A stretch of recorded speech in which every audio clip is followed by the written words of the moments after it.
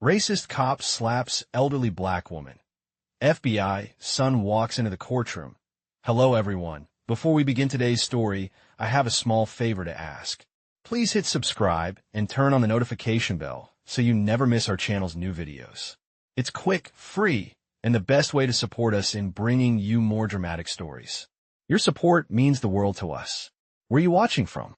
Drop your city or country in the comments below. Thank you very much.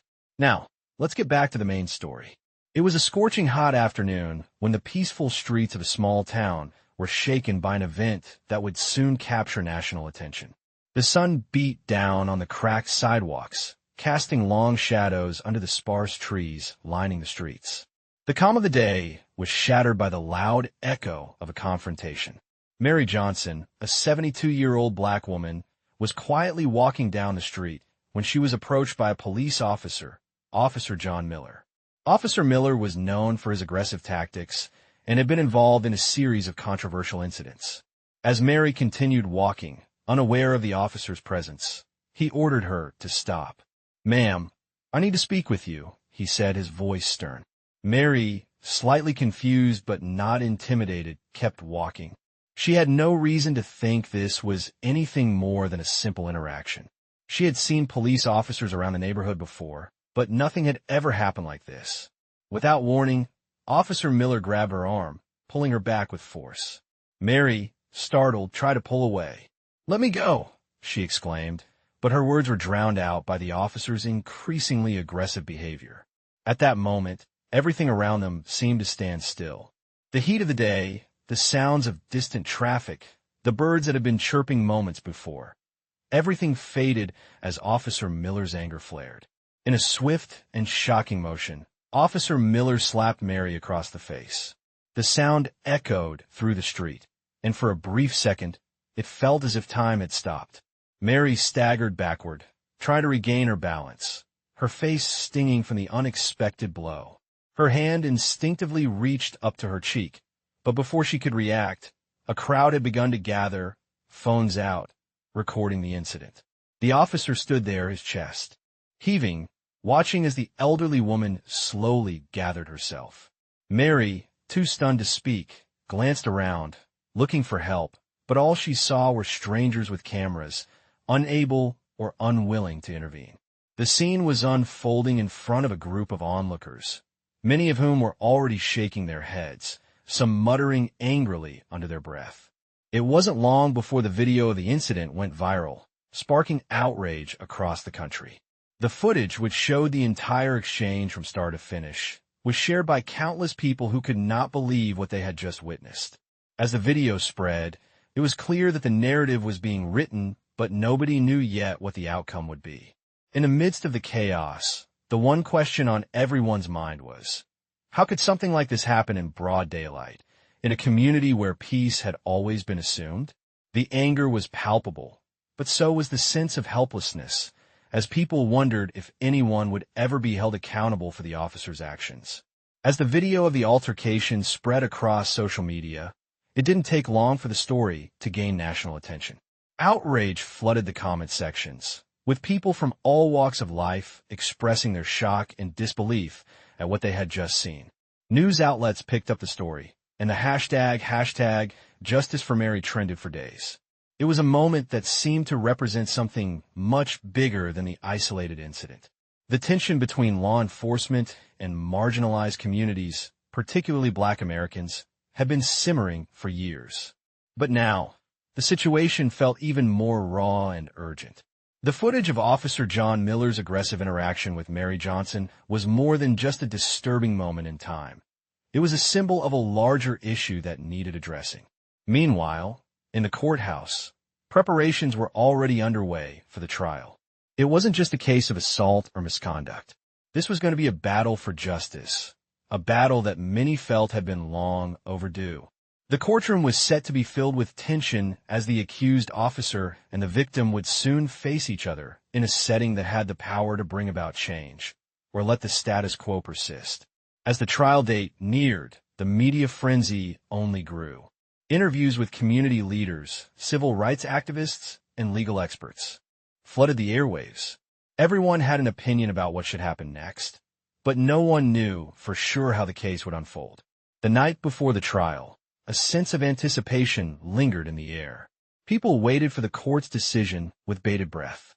In the midst of this media circus, one person's name began to circulate more and more: Ethan Carter. Ethan was the son of a prominent FBI agent, and his connection to the case was about to bring a new layer of complexity to the story.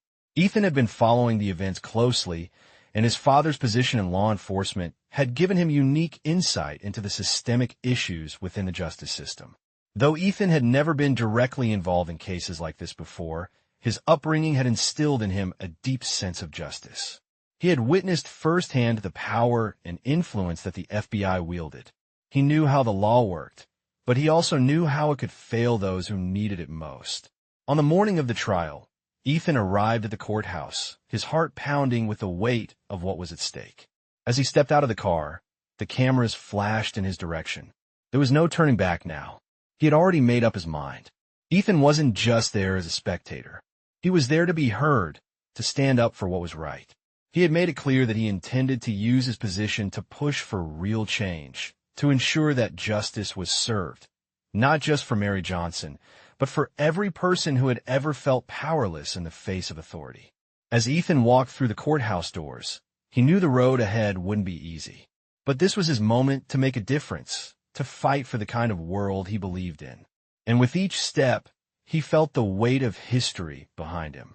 The doors to the courtroom loomed ahead, and with them, a chance for the system to finally show its true colors. As the courtroom filled with anticipation, the morning of the trial arrived, and the weight of the moment was felt by everyone involved. Ethan Carter, with his eyes focused and his mind clear, took his seat in the gallery. His heart raced as he surveyed the room, seeing the familiar faces of lawyers, law enforcement officials, and reporters who had gathered to witness what was about to unfold. The tension was palpable. Officer John Miller, seated at the defendant's table, avoided making eye contact with anyone in the room. His lawyer, a well-dressed man named Richard Hayes, whispered strategies to him, though Miller's face remained unreadable. Across the room, Mary Johnson, the elderly woman at the center of the case, sat quietly with her daughter, her frail hands clasped together. She looked out over the room, her face stoic but her eyes revealing a lifetime of pain and frustration.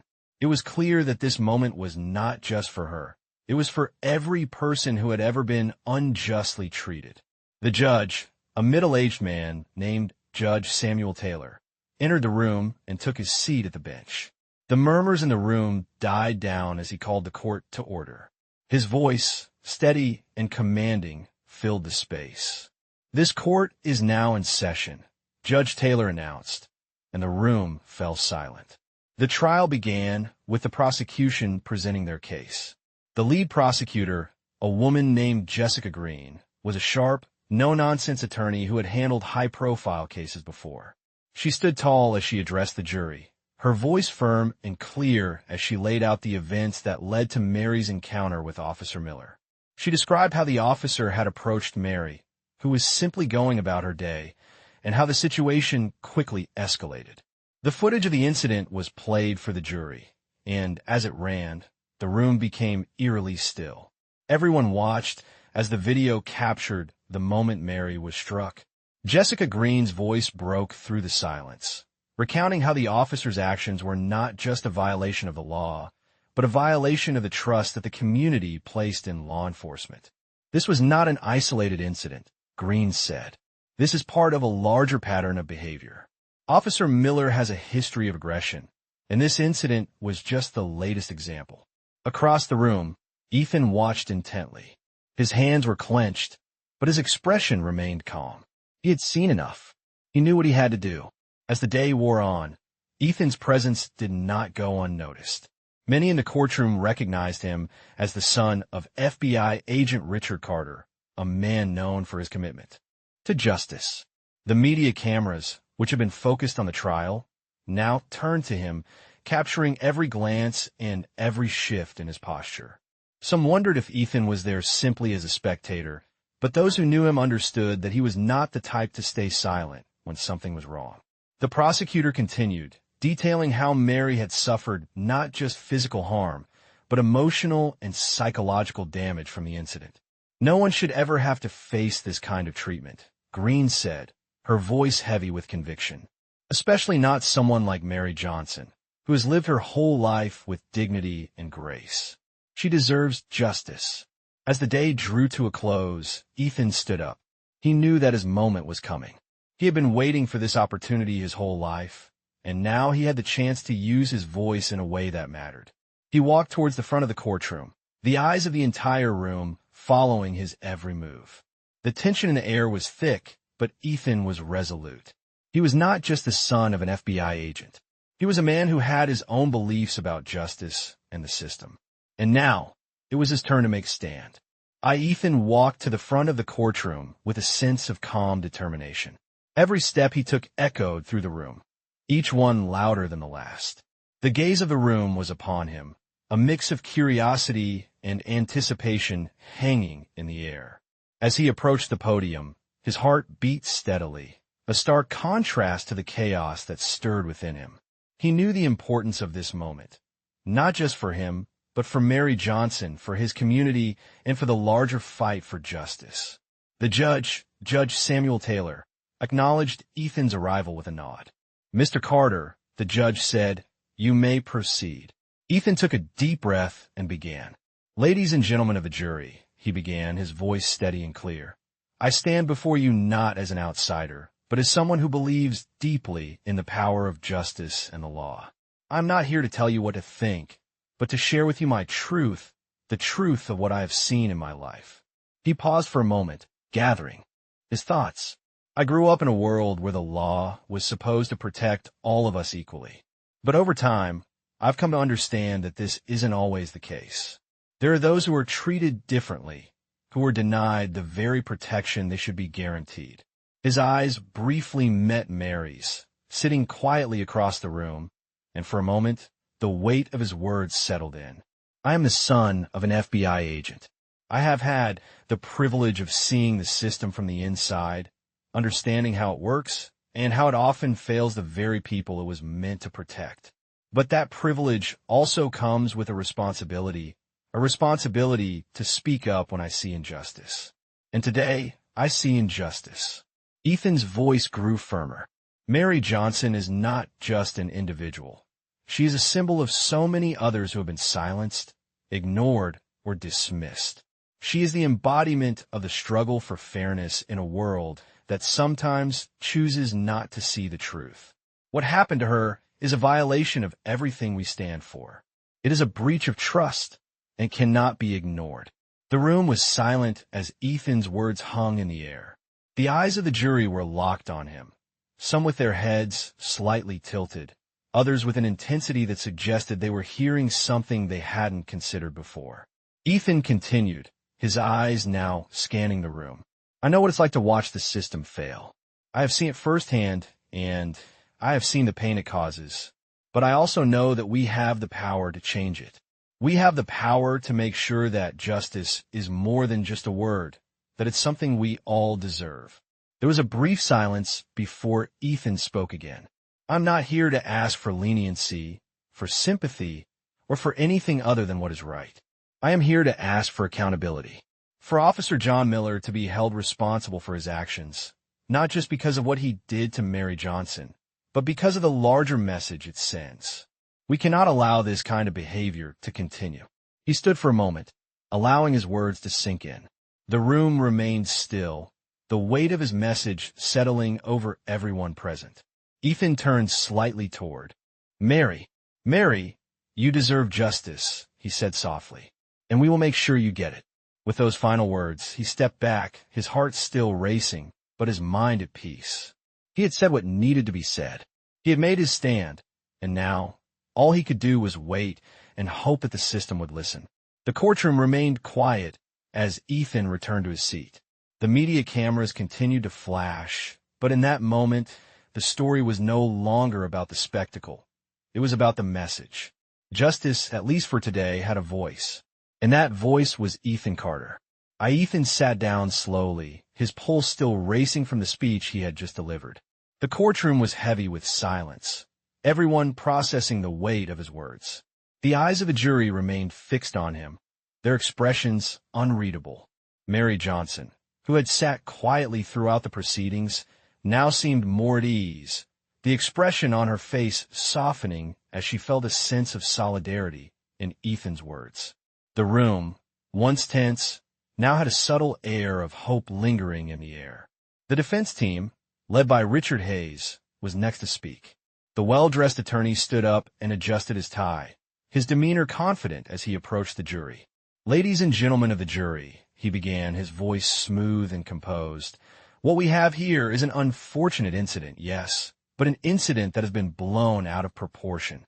Officer Miller's actions, while perhaps misunderstood in the heat of the moment, were not malicious. He is a dedicated public servant, committed to upholding the law and protecting this community." The words hung in the air, but they seemed to fall flat. The defense's attempt to justify the officer's actions was met with little more than a few raised eyebrows from the jury. Ethan observed the reaction from across the room. He could tell that the defense's attempt to deflect the focus from the officer's actions to a broader narrative wasn't working. They were not acknowledging the deeper issue, one of systemic injustice and racial inequality. Hayes continued, his argument becoming more about Officer Miller's character than the actual event. "Officer Miller is a man of integrity," Hayes insisted. "He has served this city for years without incident. We must remember that the officer's role in any confrontation is to maintain order, to ensure safety. It is not a position for emotional responses or second-guessing." Ethan felt a stir of frustration, but remained calm. The defense was doing what they had to do, defend their client. But what they didn't understand, or perhaps refused to acknowledge, was the truth that had already been laid out. The footage was undeniable, and the public outcry could not be ignored. This is not just about one incident, Ethan thought to himself. This is about a system that has failed too many for too long. As Hayes wrapped up his argument, the room buzzed with quiet murmurs. The media cameras continued to roll, but the atmosphere in the courtroom had shifted. The jury had heard both sides now, and though the defense had tried to paint the officer in a sympathetic light, the story that had unfolded before them was far from simple. The question now was whether the jury would see it for what it was, a moment that symbolized the systemic failures that had long been ignored. Ethan could feel the tension rising again. He had spoken his truth, and now it was up to the jury to decide if they would listen. Would they follow the narrative of justice, or would they allow the status quo to remain unchallenged? He didn't know the answer, but he knew he had done everything he could. As the day came to a close, the court adjourned, and the room emptied. The sense of anticipation remained. The weight of the trial had not been lifted. It was just beginning. The next few days were filled with tension as the courtroom awaited the jury's decision. The trial had come to an end, but the questions lingered. Could justice be served? Would the jury stand up for what was right, or would they uphold the system that had allowed incidents like this to happen for far too long? Ethan Carter could hardly sit still in his apartment. He paced back and forth, trying to distract himself, but the weight of the case pressed down on him. He had spoken his truth, laid out his convictions, but now it was out of his hands. He thought about Mary Johnson and the countless others who had faced similar injustices, people who had fought their own battles, often without ever seeing the light of justice. Ethan was determined not to let this be another case that simply disappeared into the background. He knew that this moment could set a precedent, one that would affect not only the city, but also the broader fight for equality and fairness in law enforcement. Meanwhile, outside the courthouse, the media frenzy continued. News outlets from across the country were covering the trial, and protests were springing up, demanding accountability and change. The tension was undeniable, and the streets were filled with people rallying for justice. Mary Johnson's story had become a symbol, not just of a single incident, but of a larger movement, a fight against the entrenched systems of power that perpetuated inequality. As the final day of deliberation arrived, the courtroom once again filled with people eager to hear the verdict. The judge called the court to order, and the room fell into a hushed silence. The jury entered, their faces solemn, and took their seats. Ethan sat in the gallery, his heart pounding in his chest. He tried to read the expressions on the jurors' faces, but it was impossible to tell which way they would lean. The judge addressed the court, his voice steady. "Ladies and gentlemen," he began, "the jury has reached a verdict." Ethan held his breath. "Will the defendant please rise?" Officer John Miller stood slowly, his back stiff as he faced the judge. The room was completely still. The tension had built to an almost unbearable level. Judge Samuel Taylor turned to the jury. "On the charge of misconduct in office," the judge began, his voice filling the silence, "we find the defendant guilty." A murmur rippled through the room. Ethan's heart skipped a beat. He glanced at Mary, who was sitting in the front row. She had not expected this outcome, but there was a flicker of hope in her eyes, a glimmer of belief that maybe, just maybe, this was a turning point. The courtroom seemed to hold its breath as the judge continued. "On the charge of excessive force, the jury finds the defendant guilty." Ethan's pulse quickened. It was happening. For the first time in a long time, he felt the weight of the moment shift from hopelessness to hope. The judge turned to Officer Miller. "You will be sentenced in 2 weeks. You are remanded into custody until then." The courtroom erupted into a mix of reactions, some cheering, some silent in disbelief, others simply staring in shock. Ethan stood still, a quiet satisfaction washing over him. It wasn't over yet, but it was a victory, a small but significant step forward. As the court adjourned, Ethan caught Mary's eye. She stood and walked toward him, her daughter by her side. "Thank you," she said, her voice trembling with emotion. "You've given me hope, and that's more than I've had in years." Ethan nodded, his own throat tight with emotion. "This isn't over, Mary, but today we've made a stand, and that's something." He watched as she left the courtroom, knowing that this was just the beginning of a much larger fight. As he stood there, surrounded by reporters and cameras, Ethan felt a sense of resolve.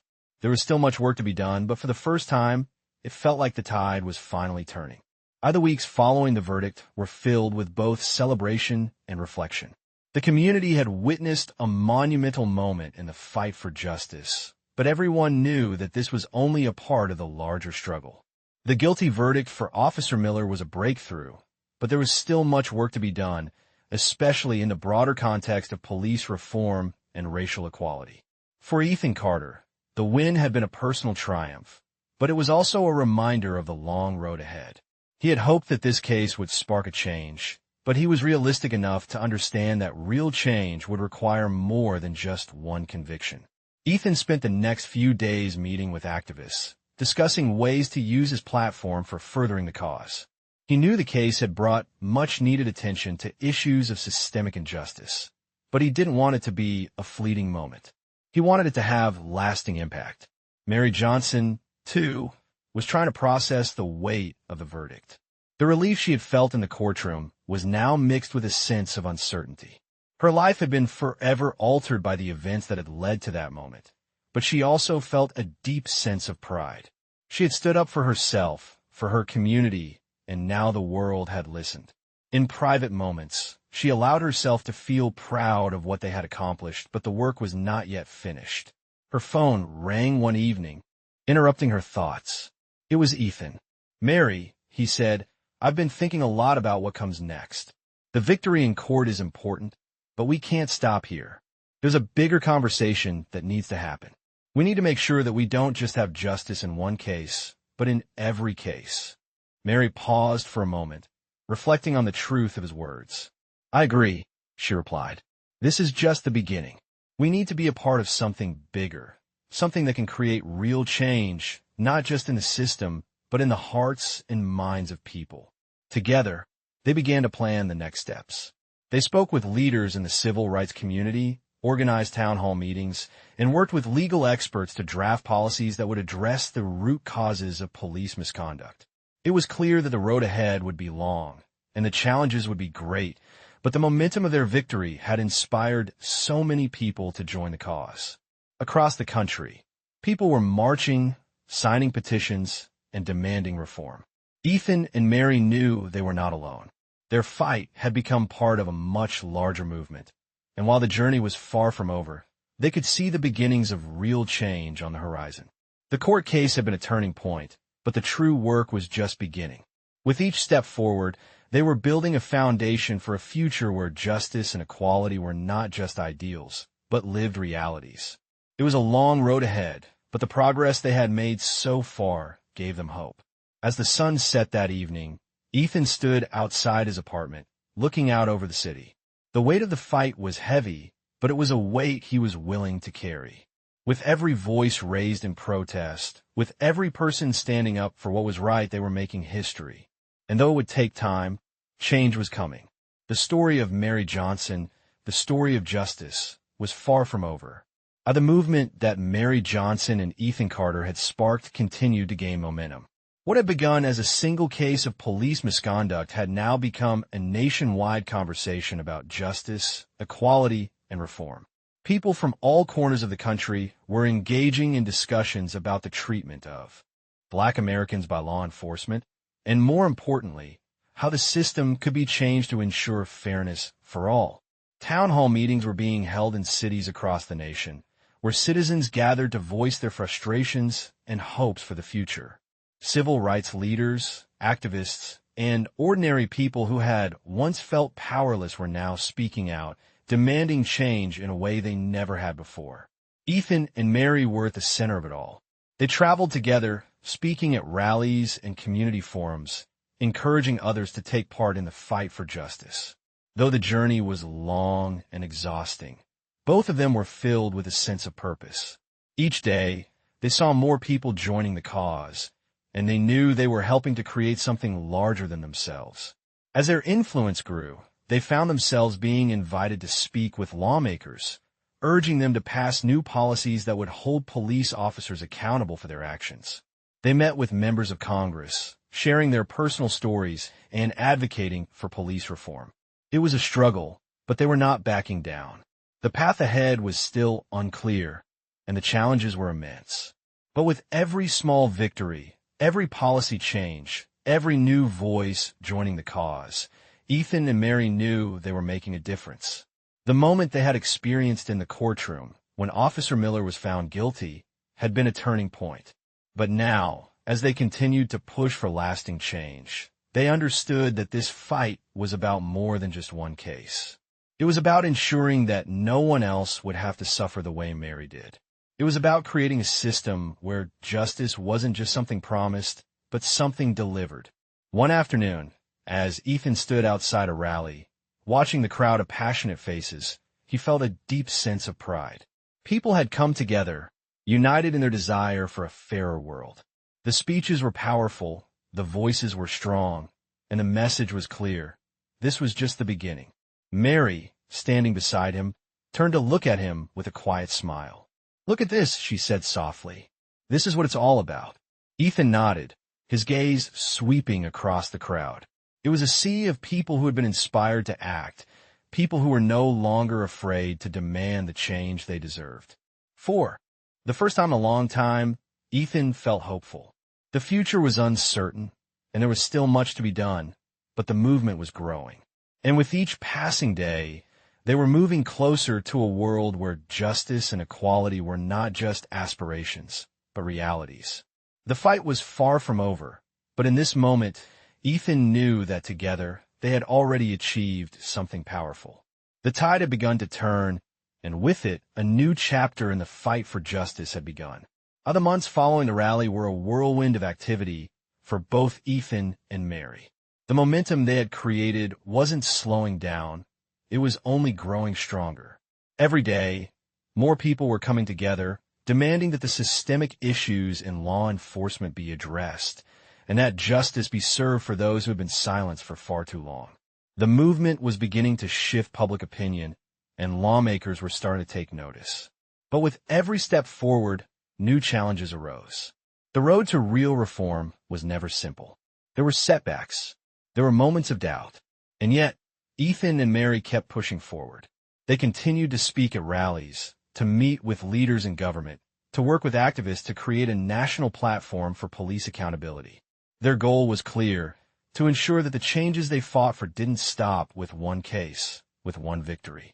They wanted a system where the abuse of power would not be tolerated, where communities could feel safe knowing that the law would protect them, not hurt them. One evening, after a long day of meetings and phone calls, Ethan sat down in his small apartment, reflecting on how far they had come.